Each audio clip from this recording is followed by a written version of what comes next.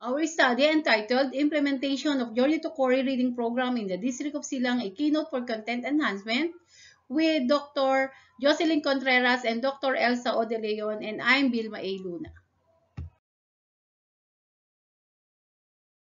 Secretary Junor Biones stated that the Tribis initiative will have strengthened that Every Child a Reader program, which primarily aims to equip learners with reading skills to make them proficient and independent readers in their grade level.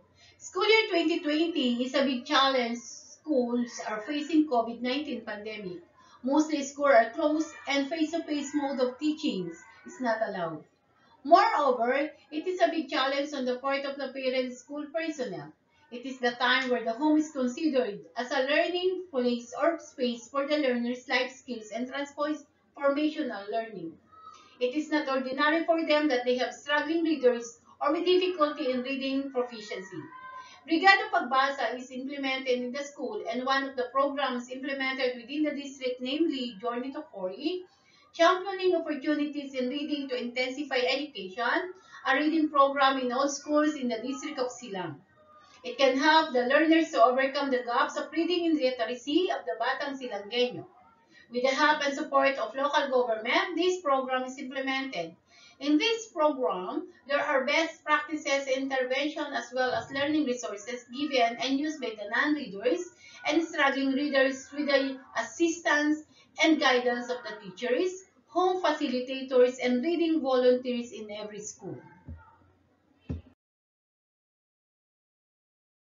There are some related literature. According to Whedon, reading helps students think critically and improves reading comprehension skills, which is beneficial in every subject area. David, cited by Luna, argued that goal guides the strategies, the reaction of almost every organization, while objective are results that an organization seeks to achieve pursuing its basic mission. It can help the learners to overcome the gaps of reading illiteracy of the Batang Silanggenyo. For the methodology, descriptive method was used. There are 297 respondents using the Slovene formula for the elementary school in Silang district.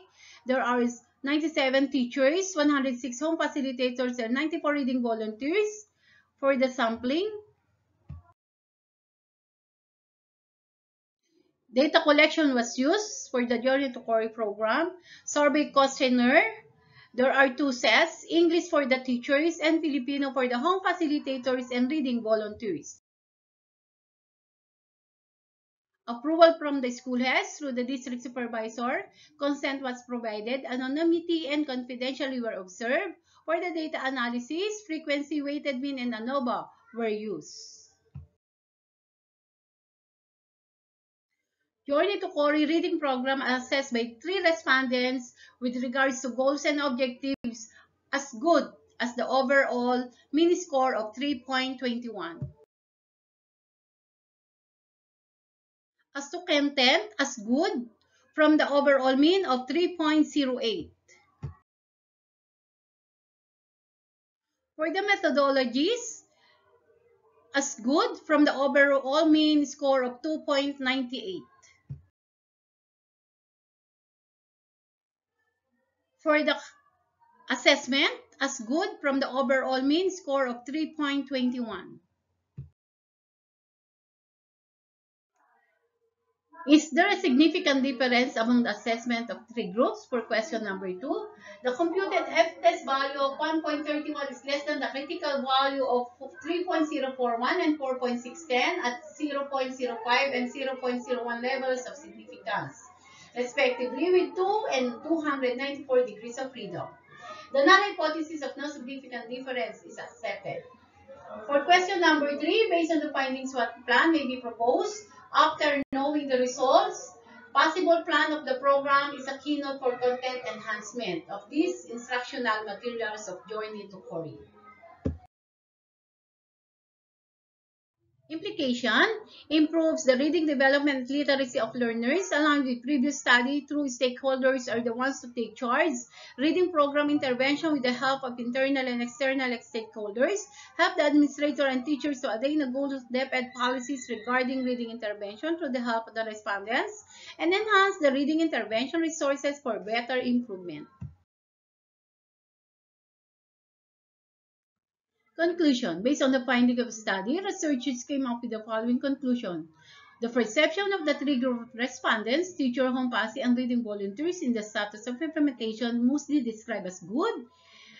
Perception regarding the status of this journey to Corning with regards to core goals and objectives, content, methodologies, and assessment were all good, and no significant difference existed on the assessment of the three groups of respondents of this implementation.